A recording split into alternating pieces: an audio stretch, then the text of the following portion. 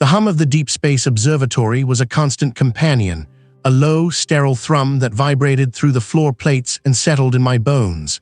It was the sound of purpose, of colossal dishes turning slowly in the frigid night, listening to the echoes of creation. For years, this was my world, my life, my only true anchor. I sat hunched over the main console, the glow of a dozen monitors painting my face in shifting hues of green and blue. The air, perpetually conditioned, smelled faintly of ozone and dust, a scent I'd long since ceased to notice.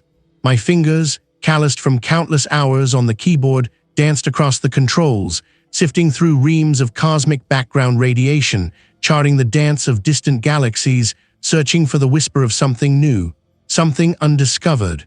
Tonight, the void was particularly. My current project involved mapping the largest known cosmic lacuna, a vast stretch of intergalactic space so sparsely populated it was essentially empty. It was the perfect place to look for nothing, and usually that's exactly what I found. A beautiful, silent expanse of absolute zero. Then a flicker.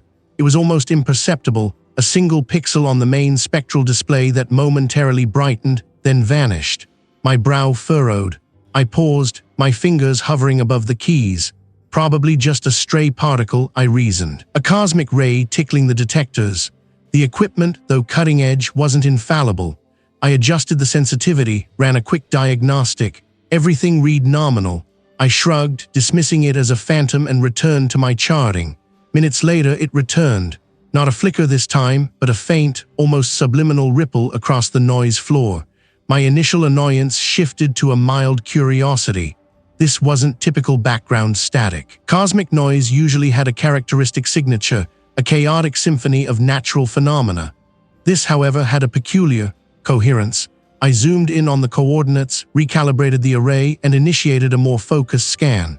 The signal, if it was indeed a signal, was intermittent, like a shy creature peeking from behind a cosmic curtain. It felt less like a random burst and more like a deliberate, though extremely faint, pulse. The hairs on my arms prickled. The data streamed in, a flood of numbers and graphs that my brain processed with practiced ease. My heart started to beat a little faster, a subtle acceleration I recognized as the thrill of a potential discovery. But this wasn't the usual excitement of finding a new pulsar or an unexpected stellar nursery. This was different. The signal was non-repeating, each pulse unique, yet it held an underlying pattern, a complex structure that defied any known astrophysical source. I ran it through every filter I had, stripping away stellar interference, galactic background, instrument noise. The signal persisted, stark and impassable, emanating from a region of space where, according to every model, there was nothing to emit it, just an endless empty black. My hands began to tremble just slightly, a tremor that started in my fingertips and worked its way up my forearms. This wasn't a glitch.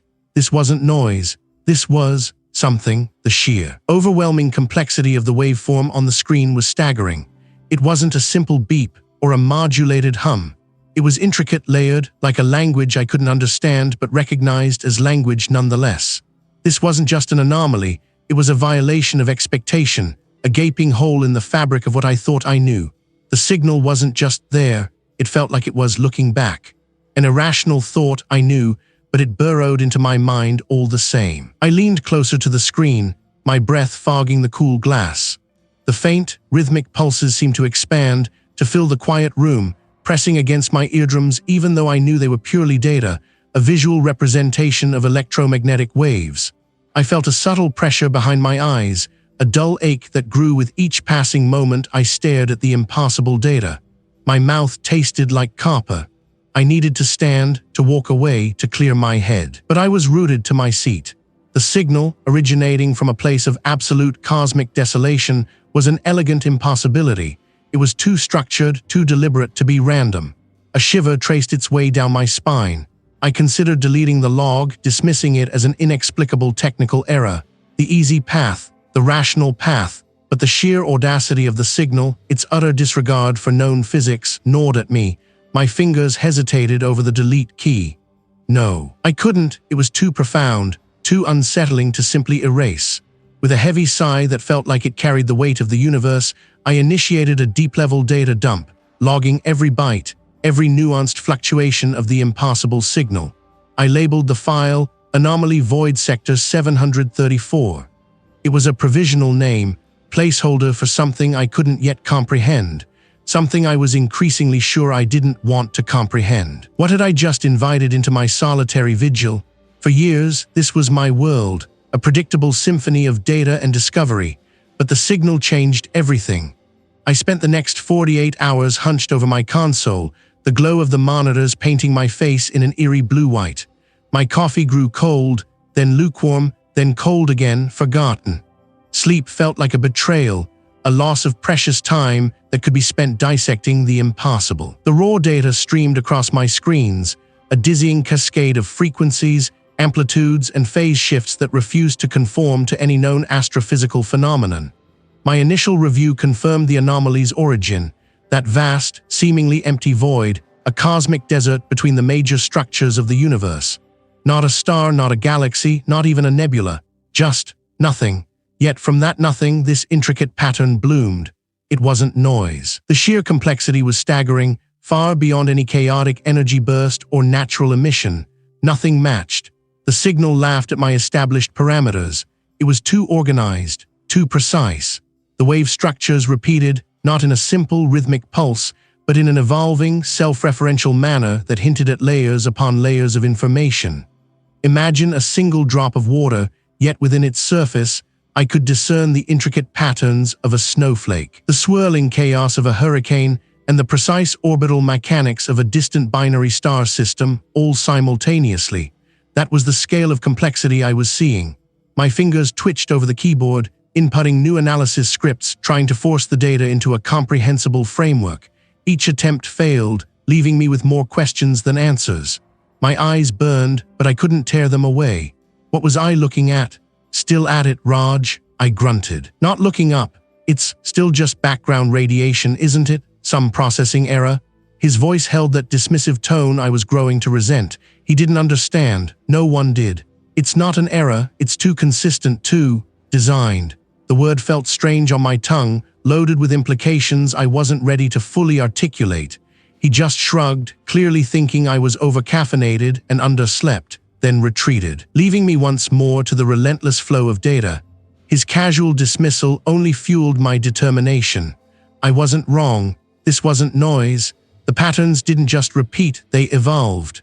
Like a language, but one without grammar, without a dictionary I could consult. It wasn't radio waves. It wasn't neutrinos. It wasn't gravitational ripples.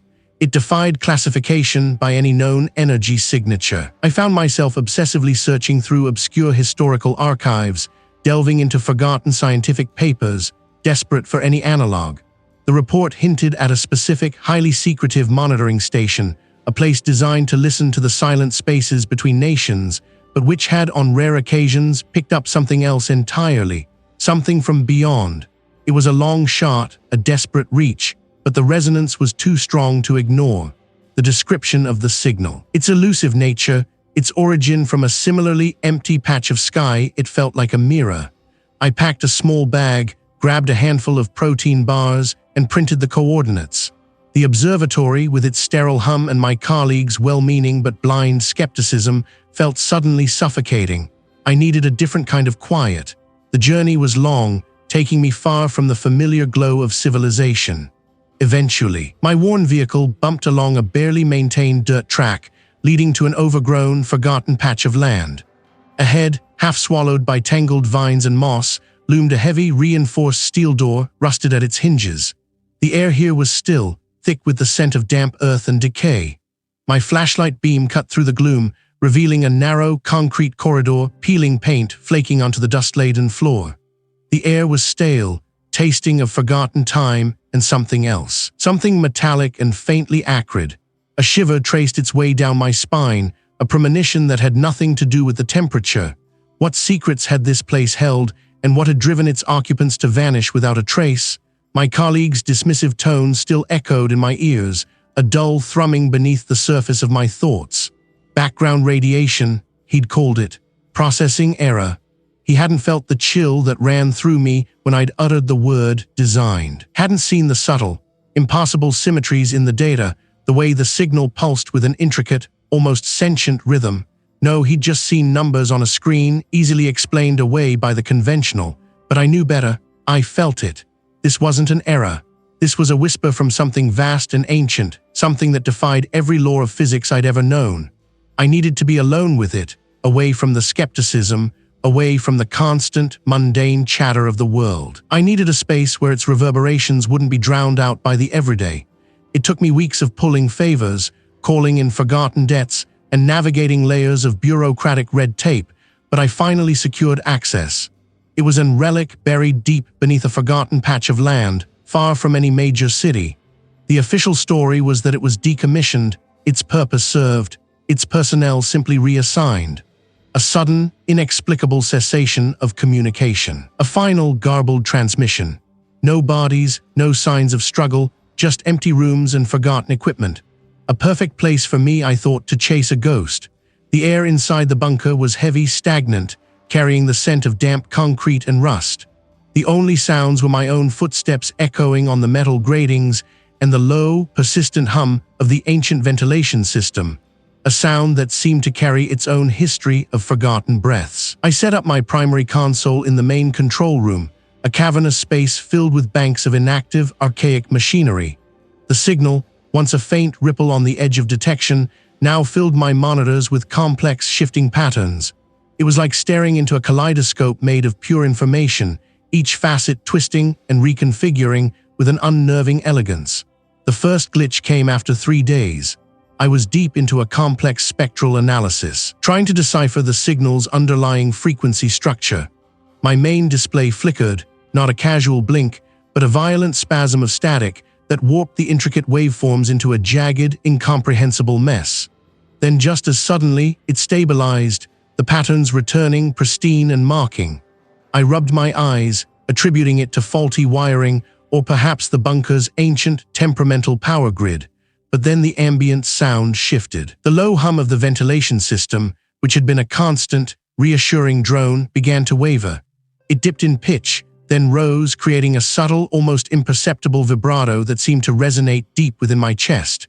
I pulled off my headphones, listening intently. The sound was still there, a low, unsettling drone that was wrong. It was like the bunker itself was breathing, but with a labored, uneven rhythm. A headache began to bloom behind my eyes, a dull, persistent ache that intensified with each passing hour. My focus wavered. I saw things, fleeting, peripheral glimpses. My hands trembled as I poured another cup of lukewarm coffee from my thermos. Was it exhaustion, the isolation, or was the signal doing something to me? I tried to dismiss them, to attribute them to sleep deprivation, but the occurrences grew more frequent, more insistent. The data streams on my screens would occasionally corrupt, not with random noise, but with repeating, unfamiliar symbols, almost glyphs, that appeared and vanished in an instant. My internal clock went haywire, hours blurred into minutes, days into a seamless, unnerving continuum. I lost track of time, consumed by the signal, by the bunker, by the creeping certainty that I was not alone in this endeavor. One evening, while searching for a spare power converter in a forgotten utility closet, I stumbled upon a section of wall that seemed to have been bricked up clumsily long after the bunker's original construction.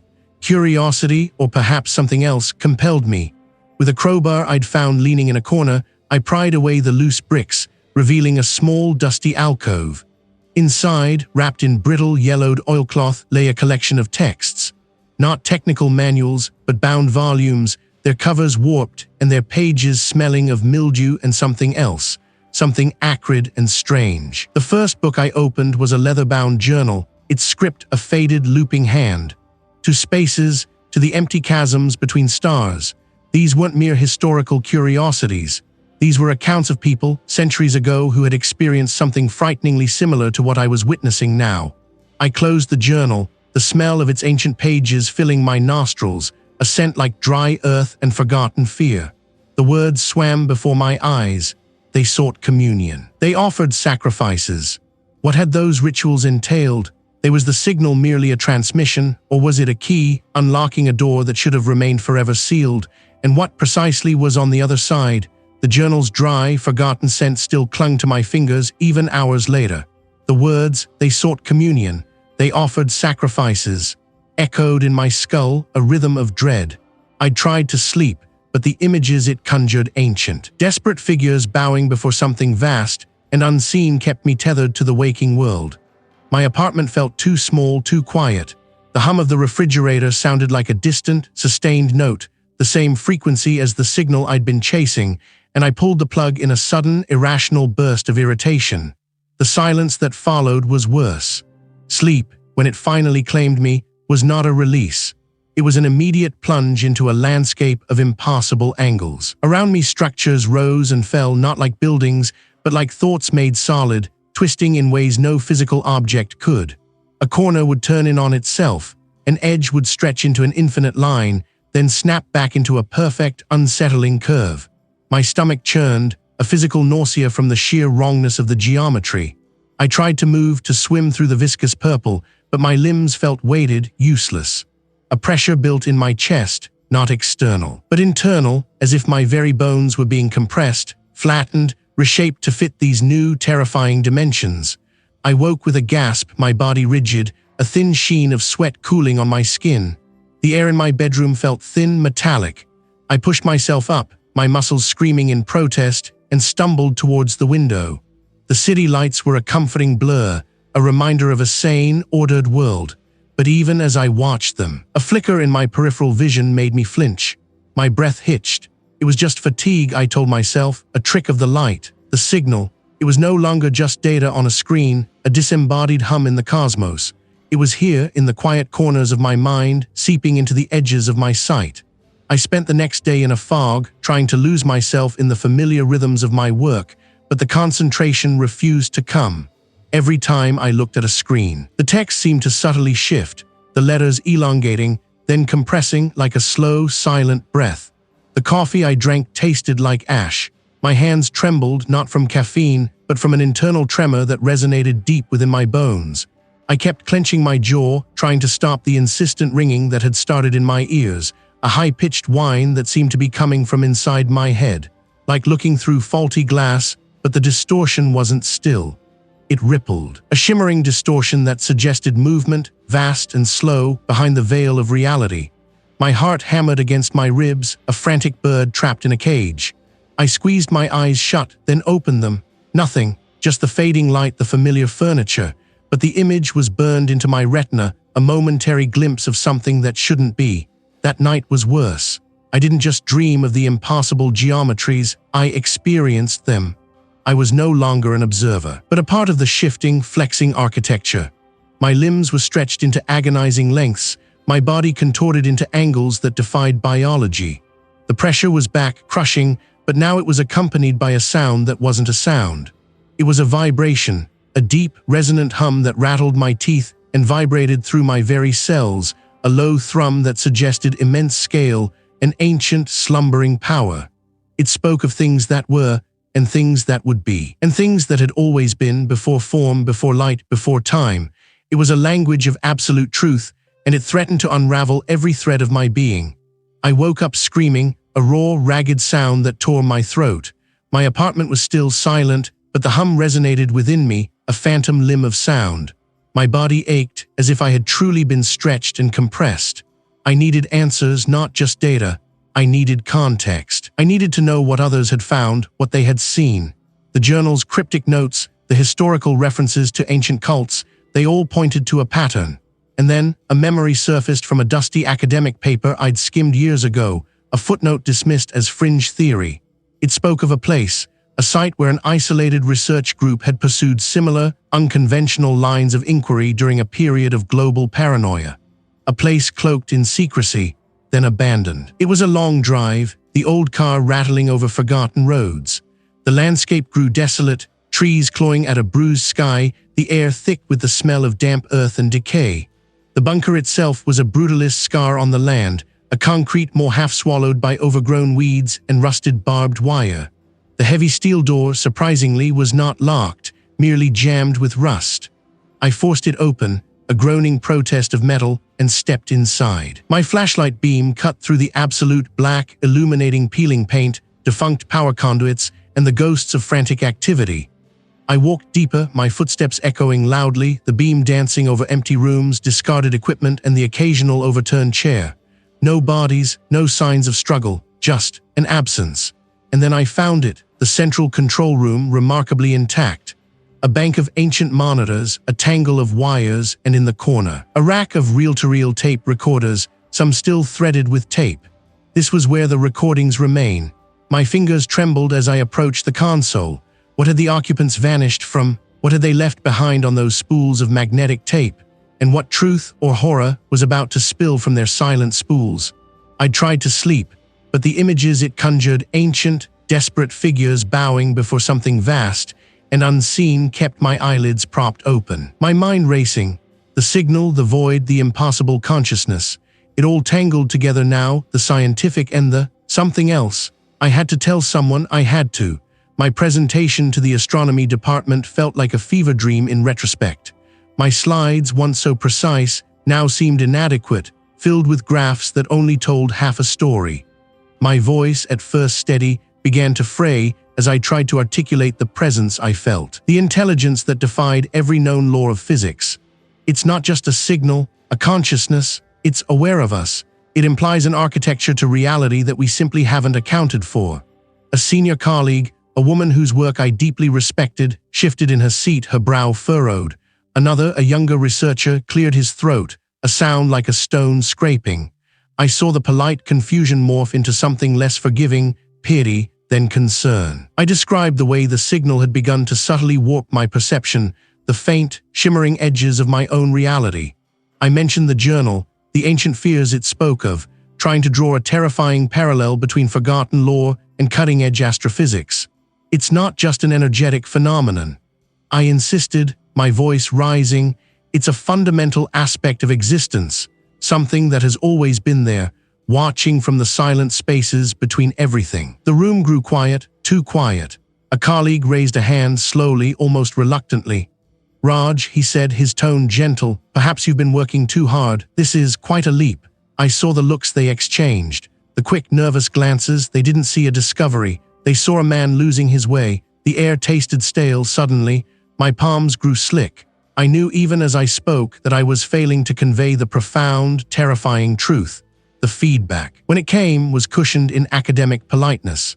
Suggestions for extended leave, re-evaluation of methodologies, collaboration with other teams to ensure objectivity. My emails went unanswered. My calls to former mentors bounced to voicemail.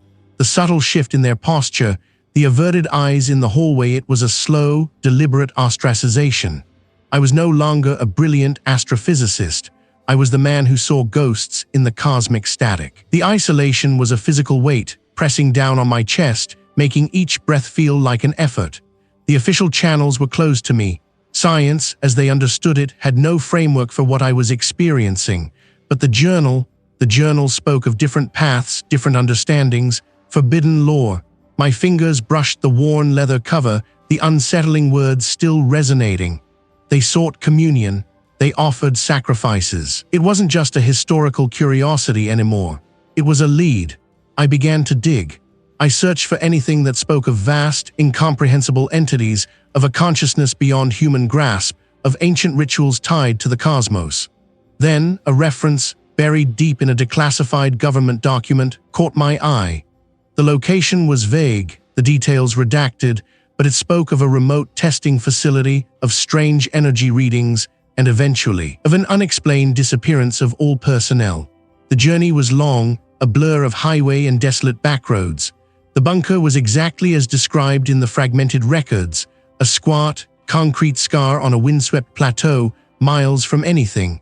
The heavy steel door groaned open, revealing a stairwell descending into absolute blackness. I flipped on my powerful flashlight, its beam swallowed by the cavernous space. The interior was a tomb. Dust motes danced in the flashlight's beam like spectral snow. Equipment, rusted and inert, stood like forgotten sentinels. I found the control room surprisingly intact, though coated in a thick layer of grime. With trembling hands, I connected the portable power supply I'd brought, praying the ancient electronics would still function. The green light flickered on. I pressed play. Static hissed, then a voice, distorted and tinny, broke through. My skin crawled. The hairs on my arms stood on end. I listened, frozen, as the recordings continued. Voices grew more agitated, more desperate. They hinted at, what had they found here in this desolate place, and what exactly had they offered? The unsettling echoes of the abandoned recordings still scraped at the edges of my hearing, a phantom chorus of fear and whispers that seemed to cling to the damp air of the Cold War bunker. Occupants vanished, recordings remain. The voices had ceased, leaving only a low, persistent hum from the antiquated tape deck. But the questions they'd posed, the terrifying implications of what they had offered, continued to churn in my mind. Had they been driven to abandon this place, or had they been drawn away by something far more profound and terrifying? I needed answers, and I was convinced the signal held them. My fingers, surprisingly steady despite the persistent tremor in my chest, danced over the makeshift console I'd assembled. The air grew colder, an icy tendril that snaked beneath my collar, but I ignored it. I pored over the data, the raw, unfiltered stream of the impossible signal. It wasn't a language in any conventional sense, no discernible patterns of syntax or grammar that my algorithms could initially parse. It was a chaotic symphony of information, a deluge of frequencies and modulations that defied every principle I knew. Yet, there was a strange, almost magnetic pull to it, a subtle current that seemed to tug at the very edges of my awareness, guiding my fingers, my intuition. I worked for what felt like days, fueled by lukewarm coffee and an increasingly desperate need to understand. The bunker's oppressive silence was broken only by the whirring of my machines and the low thrum of the signal itself, which I had begun to play on a loop, a quiet, insistent murmur in the background. My eyes burned, tracing lines of code, adjusting parameters, chasing phantom correlations. It was like trying to grasp smoke, but I refused to yield. This was more than a puzzle. It was a challenge from something beyond human comprehension, and I felt a primal urge to meet it. Then a flicker, a congruence.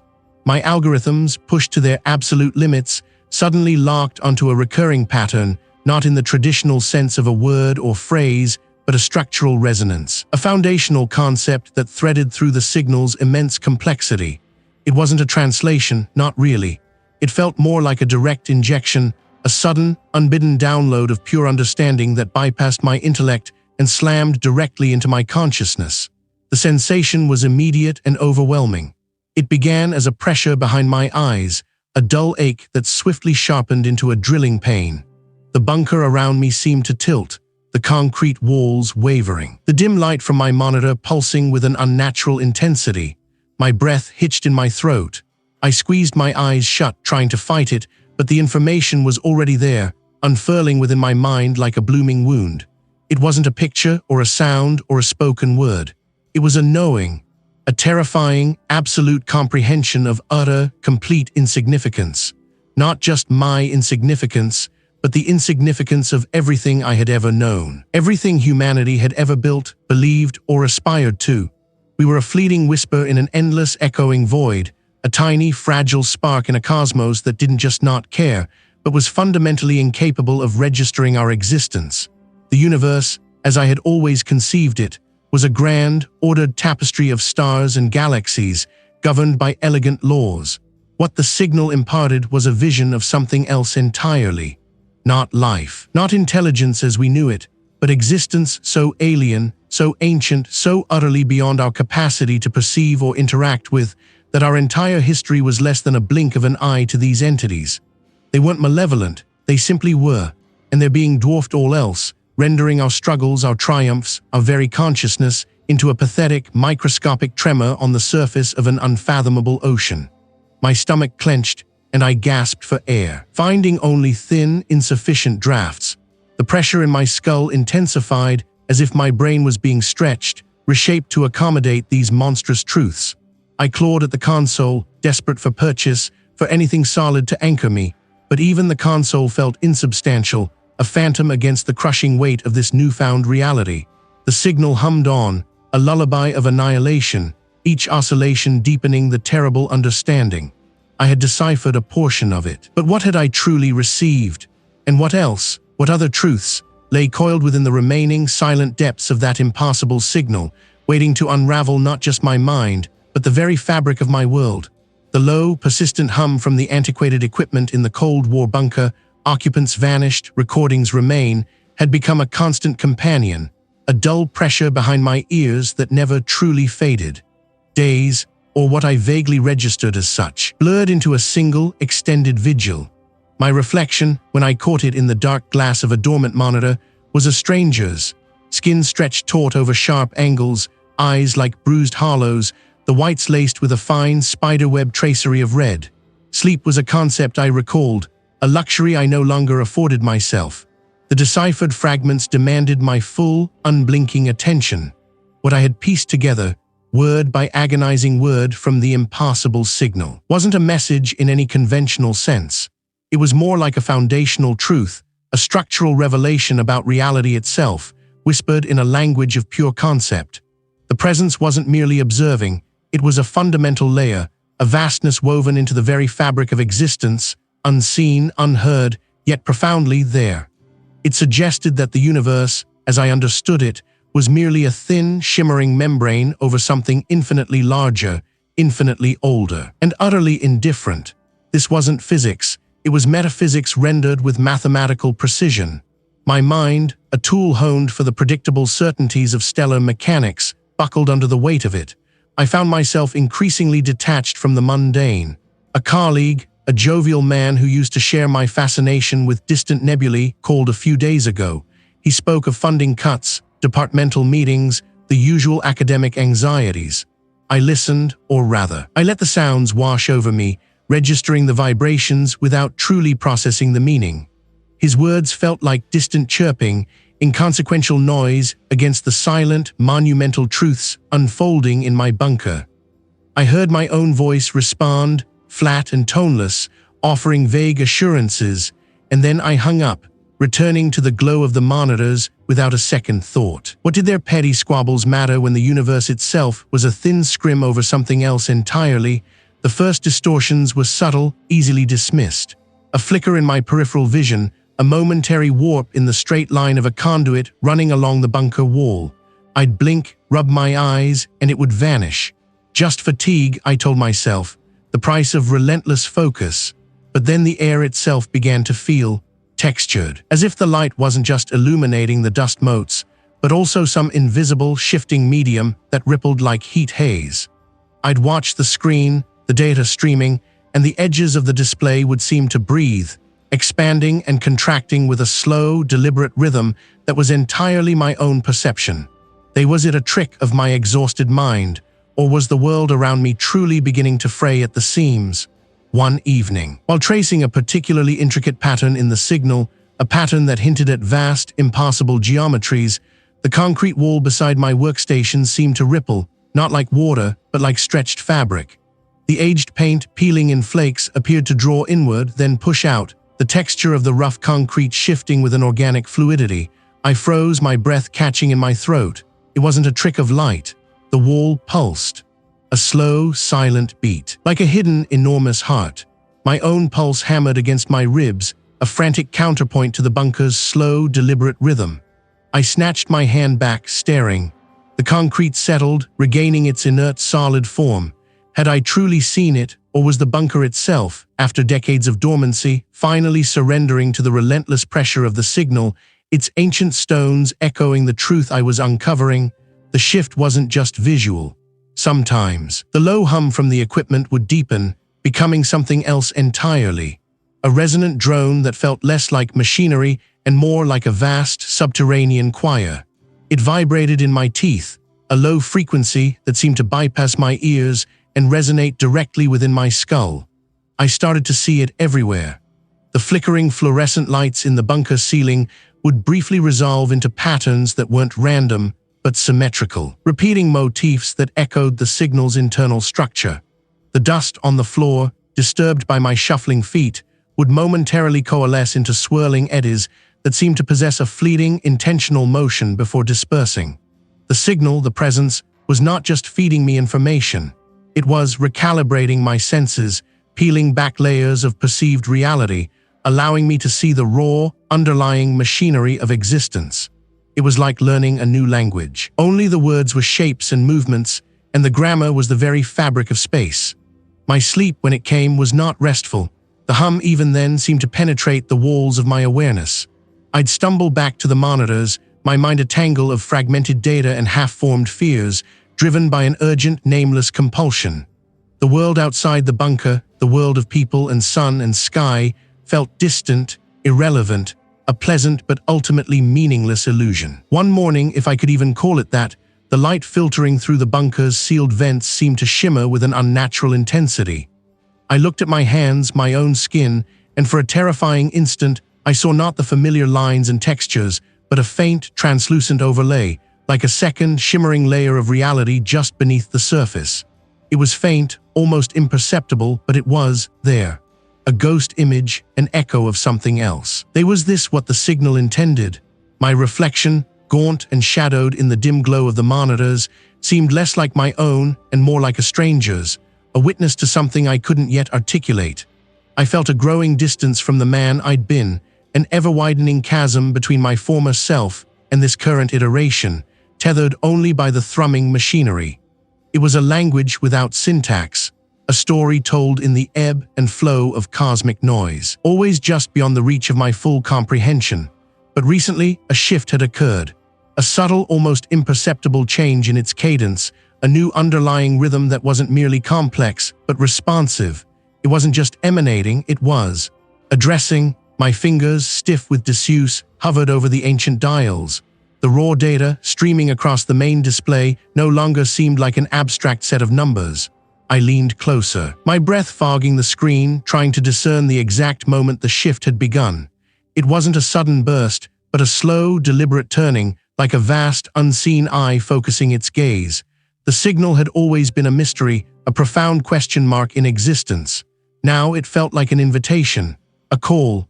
I had dismissed the idea of consciousness before, relegated it to the realm of fantasy, but this felt different.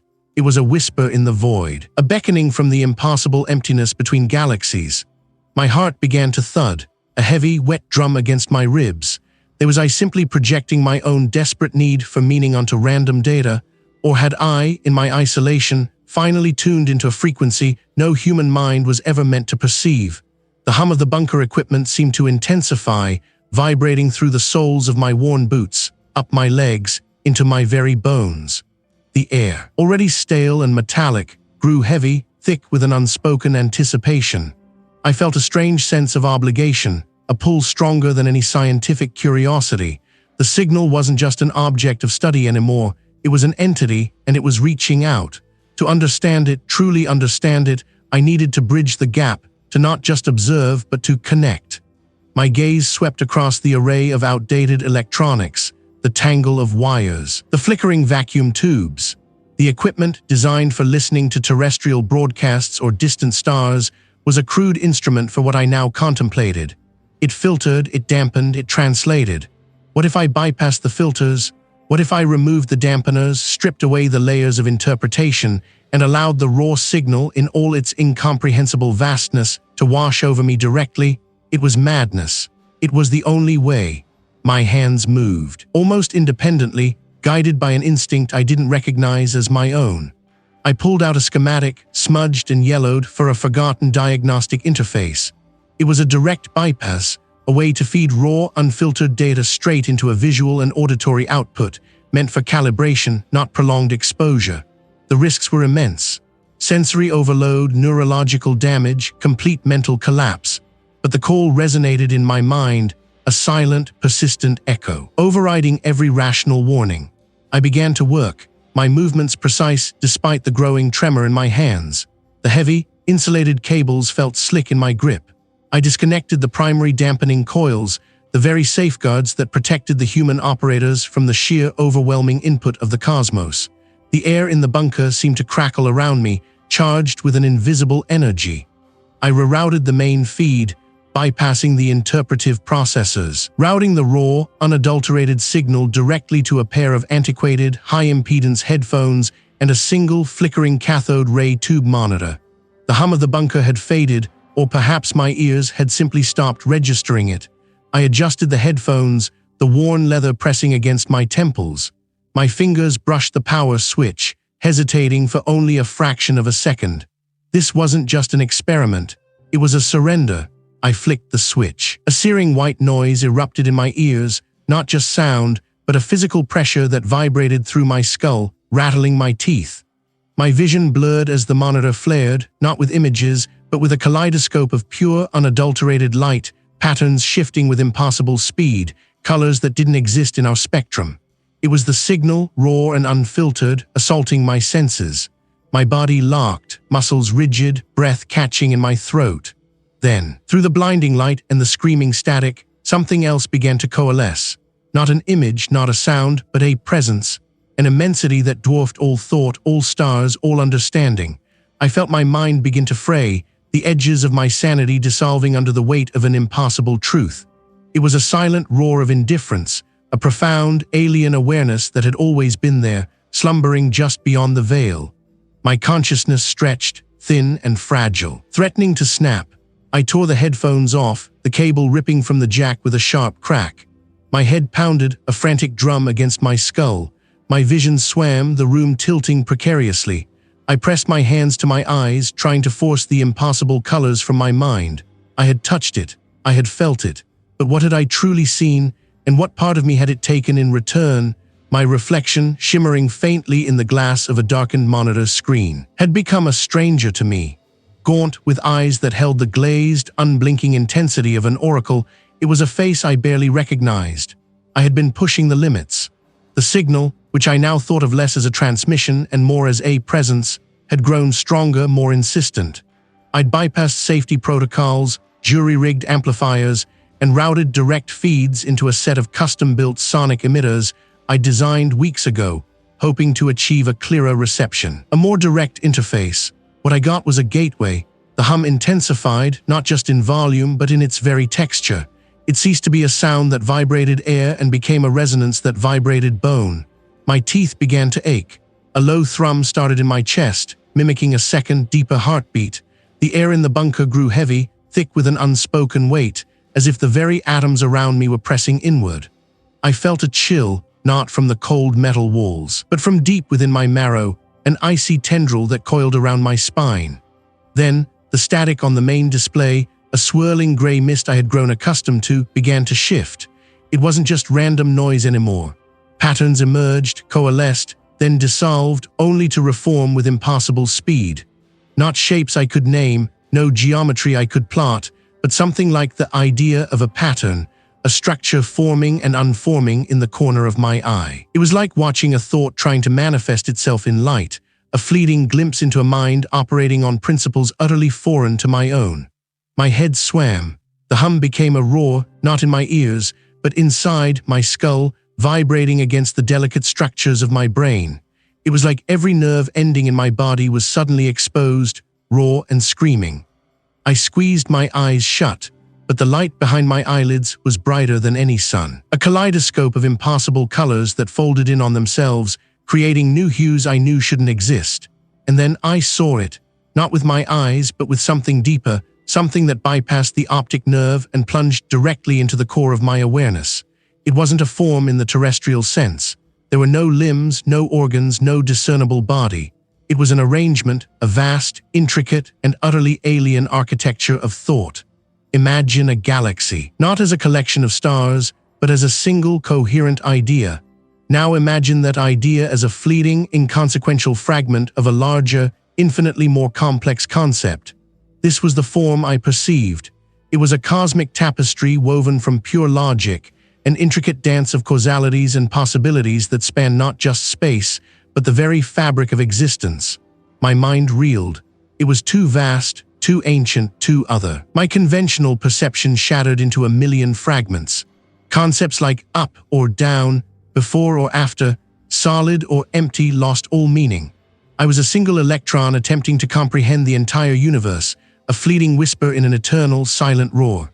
My own thoughts, my memories, my very identity felt like dust motes caught in an impossible current. A wave of pure, unadulterated understanding washed over me, not as words or images, but as an intrinsic, undeniable knowing. This entity wasn't evil. It wasn't benevolent. It simply was. Its purpose, an inevitable slow reshaping of reality, was not a conscious act of malice or creation, but a fundamental process like erosion or gravity, only operating on a scale that dwarfed all human comprehension. It was a cosmic metabolism, a vast, indifferent evolution of existence itself, And humanity, we were less than dust motes. We were a fleeting bioluminescent flicker on a tiny, forgotten planet, a temporary arrangement of matter and energy that would be brushed aside, reabsorbed, or simply ignored as the entity continued its slow, inexorable process.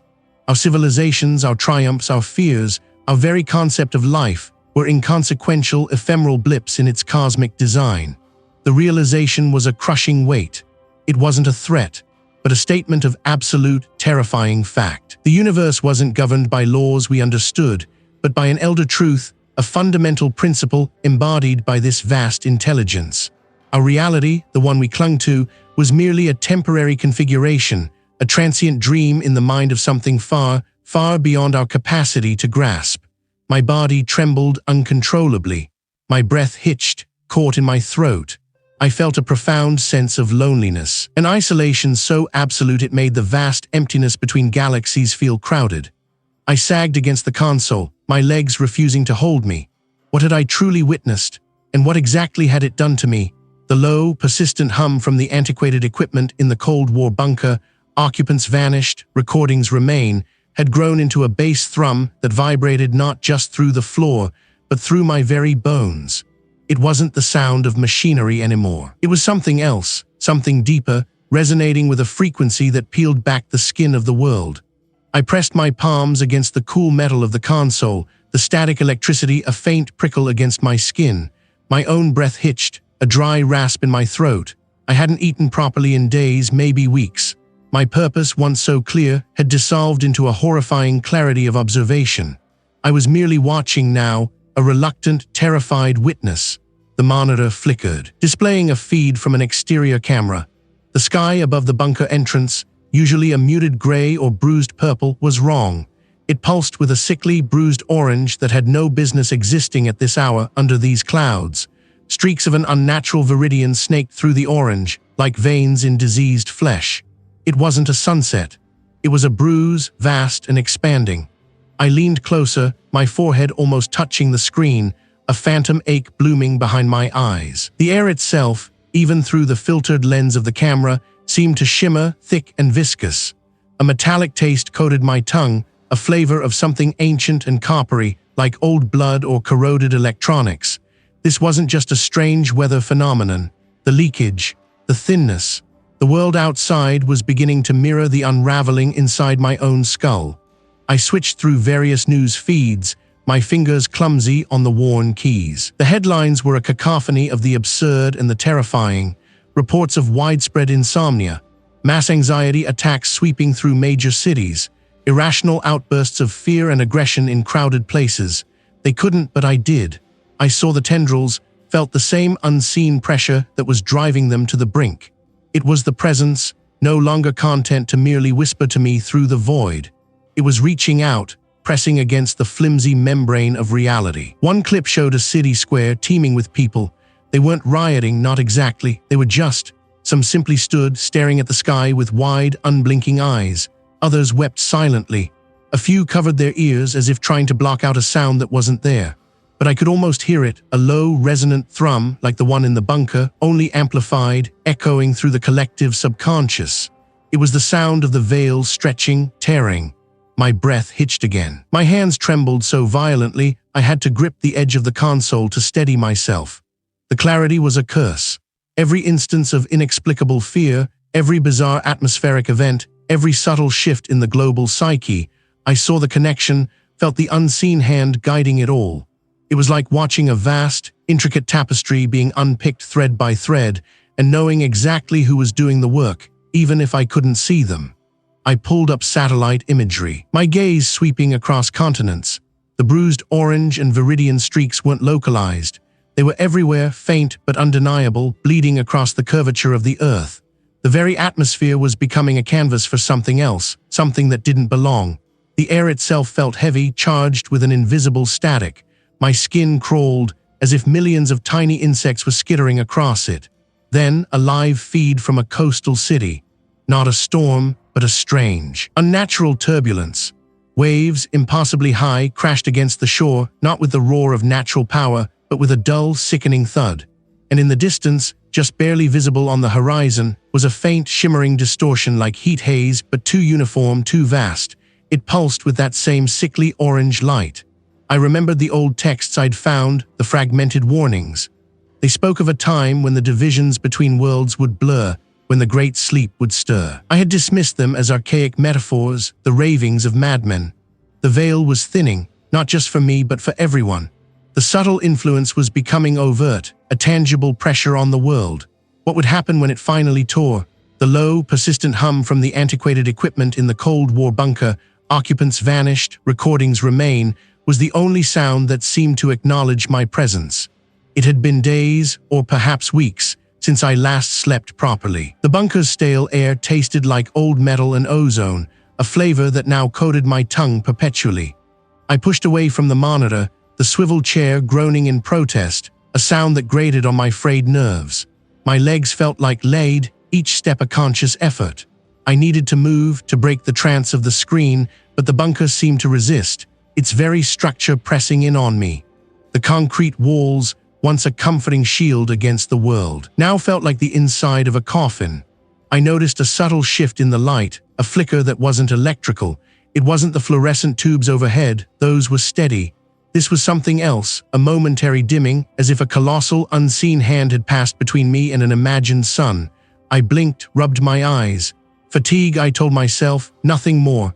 But then the floor beneath my worn boots seemed to tilt, just for an instant. A faint, sickening lurch, like being on a ship in heavy seas, yet the bunker was solid, buried deep. I gripped a nearby console, my grip tight, my stomach churned, my breath hitched. I felt a prickle of sweat on my forehead. This wasn't just exhaustion playing tricks on my senses. This was real. I forced myself to walk, to prove the ground was stable. Each step felt uncertain, as though the very act of placing my foot down required more effort than it should. The corridor ahead, usually a straight, predictable path to the comms room, seemed to waver.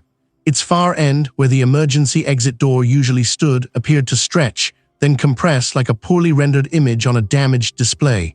My heart gave a violent thump against my ribs. My vision blurred at the edges. I squeezed my eyes shut, then opened them again. The corridor was normal, perfectly straight. I took a deep, shuddering breath. This was it. The signal wasn't just affecting my mind. It was bleeding into the physical world. I stumbled into the comms room, my hands shaking as I reached for the ancient, clunky receiver. The bunker had been designed to monitor global events, to receive and transmit even in the direst circumstances. I needed to know if others were experiencing this. I needed to hear a human voice that wasn't my own, even if it was just static. I twisted the dials, a cacophony of white noise assaulting my ears. Then, a voice. Garbled. Desperate structures, impassable, gravity failing, the city is turning inside out. The transmission cut out, replaced by a high-pitched whine that made my teeth ache. I frantically adjusted the frequency.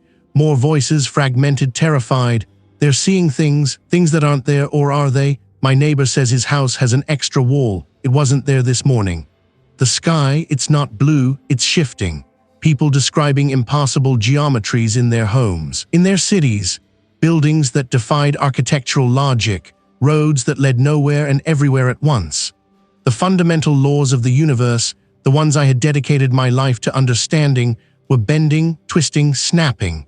My scientific mind, once so proud of its logical framework, found itself adrift in an ocean of absurdity. There was no equation for this, no theory that could explain a sky that rippled like bruised flesh. I leaned against the cold metal of the console, my knees weak. The signal, it wasn't just a message. It was an instruction, a force. It was rewriting the very fabric of existence, not just in my isolated bunker, but across the entire planet. The realization hit me with the force of a physical blow, and we, all of us, were the clay. It was resonant, almost melodic, yet utterly alien. The air shimmered, not like heat haze, but with an internal luminescence, a faint, sickly green that pulsed with the thrum. The distortions in the corridor outside the comms room became undeniable, visible even from where I sat. The doorway now appeared as a trapezoid, its angles subtly wrong, shifting with each beat of the unseen rhythm. The broadcasts intensified, becoming less about physical phenomena and more about the collective mind. We all saw it, the eye in the clouds. It wasn't a cloud, it was looking. My thoughts aren't my own. I hear other voices, billions of them screaming. A slow, agonizing unraveling. Humanity's shared reality was disintegrating. What one person saw, another confirmed, even if it defied all sense. A mass delusion, yes, but a shared one, imposed by something vast and incomprehensible. I was a witness, perhaps even a herald, to the dawn of a new reality, one where the laws were dictated by something that existed beyond our comprehension of space and time. The bunker groaned then, a sound that wasn't structural but organic, a deep, guttural moan that reverberated through my bones. The green luminescence pulsed brighter, and through the comms room's reinforced viewport I saw it. The distant horizon, usually a jagged line of hills, was no longer a line. It was a curve, impassable and unnatural, stretching upwards, then inwards, like a vast, unseen mouth preparing to swallow the world. What would become of us? Now that the universe had decided to reintroduce itself, the stale air of the Cold War bunker, occupants vanished, recordings remain, tasted like rust and forgotten ambition. I traced the condensation beads sliding down a conduit pipe, my finger leaving a clean streak on the grimy metal. My breath plumed faintly in the frigid space. Here, beneath layers of earth and concrete, the signal had called to me with a clarity it never achieved above ground. The shared delusion, the slow unraveling of consensus reality, felt like a distant memory, a faint echo from a world I was rapidly leaving behind. Determination was a brittle thing, a thin shell around a core of something new and unsettling. My boots crunched on scattered debris, shattered monitor screens, overturned chairs, a few desiccated ration packs. The bunker was a monument to paranoia, now an altar to something far older. The dim, flickering emergency lights cast long, dancing shadows, making the empty corridors seem to writhe. The last recordings, the final desperate logs of the bunker's original inhabitants, played on a loop on a lone, intact monitor in the central operations chamber. They were distorted, fragmented voices, babbling about colors that weren't colors, shapes that defied geometry, and a crushing presence that stole their breath. They spoke of seeing, not with their eyes, but with something deeper. I understood them now. I found the main console, a behemoth of antiquated electronics humming faintly. My fingers hovered over the dusty keys. This was it, the source, or at least the conduit. It was here, pressing against the very fabric of existence, and this bunker was merely a thin membrane. I felt a strange calm, a quiet surrender. The fear was still a dull ache in my gut, but it was overshadowed by an insatiable hunger for understanding, a need that had consumed every rational thought. I engaged the final sequence. A low thrum vibrated through the floor, a sound that resonated not in my ears, but in my bones. The amber light on the console intensified, pulsing with a terrible, silent energy. The air grew heavy, thick with a scent I couldn't place, something like ozone and ancient dust, but also something metallic and strangely sweet. My vision blurred at the edges, the concrete walls seeming to ripple, to soften into something fluid and indistinct. It was as if the very air was becoming permeable, allowing glimpses of what lay beyond. Then, the event. A wave of pure, unadulterated sensation washed over me. It wasn't pain, not exactly, but a profound reordering. My body stiffened, a tremor running through my limbs. My teeth clenched. It felt like every nerve ending was being simultaneously stretched and compressed, twisted into new configurations. My lungs burned, not from lack of air, but from the sheer volume of information being forced into them, into every cell.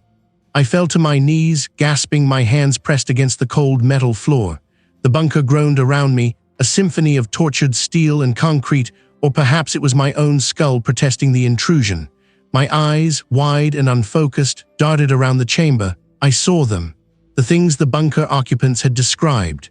Not shapes, but concepts made visible, writhing at the periphery of my sight. They weren't solid, yet they were undeniably there, occupying space that shouldn't exist. My mind fractured, then knit itself back together in a new, terrifying pattern. The signal wasn't just a signal. It was a language, a consciousness, and it was pouring into me, dissolving the boundaries of my human perception.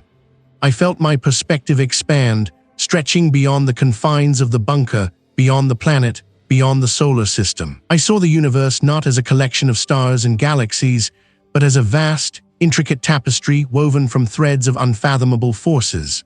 The revelation struck me not as a thought, but as a fundamental truth embedded directly into my being. The sleeping entities weren't merely powerful, they were the very substrate of reality, their slumber a fragile veil over a chaos that would consume all.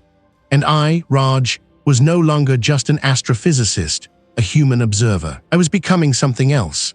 My skin felt too tight, my bones too rigid, my blood too slow. The world I knew, the world of cause and effect, of simple physics and shared understanding, was a child's drawing. This new reality, the one I was now privy to, was the blueprint of eternity. My hands, still pressed to the floor, no longer felt like my hands. They seemed to possess a deeper knowledge, a latent power. I pushed myself up slowly, my movements deliberate, unhurried. The flickering lights didn't bother me anymore. I could see through them, past the visible spectrum, into the vibrant, pulsating energy that permeated everything. They had seen, but they had not understood. I did. I walked to the monitor, my reflection staring back at me. A faint, almost imperceptible shimmer seemed to cling to my skin. My face was pale, drawn, but there was a strange, unsettling serenity in my expression. The man I had been, the man who chased signals and sought answers in the stars, was gone. He had been a vessel, a conduit, and now he was simply open. The universe in its terrifying splendor had poured itself into me, and I had become an extension of its silent, slumbering will. What purpose did I now serve in this new alien form? Here, beneath layers of forgotten earth and rusted steel, the stale air of the Cold War bunker, occupants vanished, recordings remain, tasted like rust and forgotten ambition. Here, beneath layers of human fear, I found something far older. The silence was a presence, thick and heavy, punctuated only by the drip of unseen water and the faint hum of ancient, still-live electronics. My boots crunched on loose gravel as I moved through the narrow corridors, the beam of my flashlight cutting through the oppressive gloom. I could feel the weight of the rock above me, a silent tomb. I finally reached the central control room. It was a tableau of sudden abandonment. Chairs overturned, papers scattered, coffee mugs still on the consoles. Dust motes danced in the single shaft of weak, filtered sunlight that pierced a grimy vent high on the wall. The main console, though, was still alive, a single, flickering monitor displaying static. The engineers, the observers, they had been here. They had seen something. They had recorded it. And then they had simply ceased. I pressed a button, and the static cleared, replaced by a grainy black and white image. The signal, the impossible echo from the emptiness, had been captured. I watched, my heart thrumming a frantic rhythm against my ribs, as the display flickered, then resolved into a series of data streams, incomprehensible lines of symbols that shifted and writhed like living things. This wasn't merely data.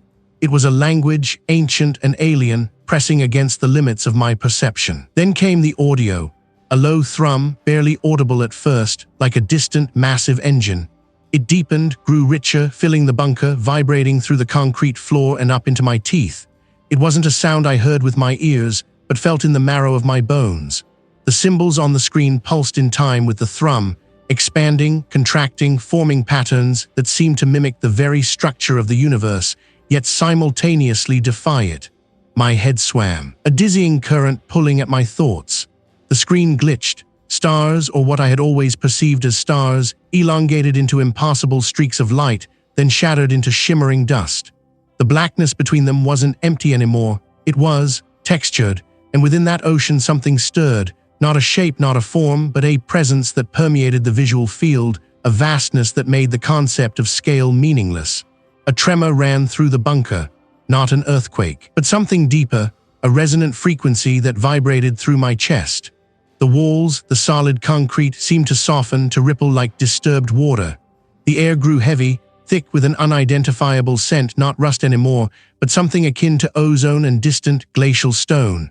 I felt a sudden, profound nausea, a sickening lurch in my gut, as if gravity itself was fluctuating. I stumbled, gripping the cold metal console for support, my grip tight. The thrum intensified, becoming a roar that bypassed my eardrums entirely, resonating directly inside my skull. The symbols on the screen detached, floating in the air before me, shimmering motes of light that coalesced into vast, intricate patterns. They were beautiful in their complexity, terrifying in their alienness. Each pattern seemed to rearrange the space around me. The control room grew larger, then impossibly smaller, its dimensions twisting. My breath hitched. I squeezed my eyes shut, but the patterns were still there, burned into my retinas, shifting behind my eyelids. When I opened them, the bunker was no longer the bunker. The concrete walls were gone, replaced by a crystalline lattice that pulsed with a faint internal light. The air shimmered, and the distant hum was now a symphony of impossible frequencies, a chorus that rearranged my very thoughts. I tried to scream, but no sound escaped my throat. My vocal cords felt like brittle threads. The recordings, the final remnants of the vanished occupants, now played not on a screen, but through the transformed reality around me. I saw them, the engineers, their faces contorted not in fear, but in a terrible, ecstatic understanding. They were not screaming, they were absorbing. Their forms elongated, their features dissolving into the same shimmering patterns that now adorned my vision. They became part of the lattice, part of the light, part of the vast, ancient symphony. I felt it then, a pulling sensation not physical but existential. My own form began to waver at the edges of my perception. My fingers, still gripping the console, seemed to dissolve into motes of light, merging with the crystalline structure. The thrumming became my thrumming. The patterns became my patterns. It was through me, around me, as me. My memories, my identity, my very concept of Raj fragmented, scattering like dust motes in an impossible wind. The world had not merely transformed, it had been revealed. The veil had lifted, not to show another reality, but the true reality that had always been there, slumbering beneath the thin veneer of human perception. It was a cosmos of infinite, shifting geometries, of silent, ancient echoes, of an incomprehensible consciousness that had simply unfolded itself, effortlessly, into what we once called existence. The bunker was gone. The earth was gone, all concepts of here and there dissolved into a singular, vast, pulsating awareness. I was no longer Raj. I was a point of observation, a flicker of understanding within an infinite, alien mind. The universe wasn't just bigger than I thought, it was other. And I, or what remained of me, was now a part of that otherness. What was left to understand, when understanding itself had become a property of the incomprehensible.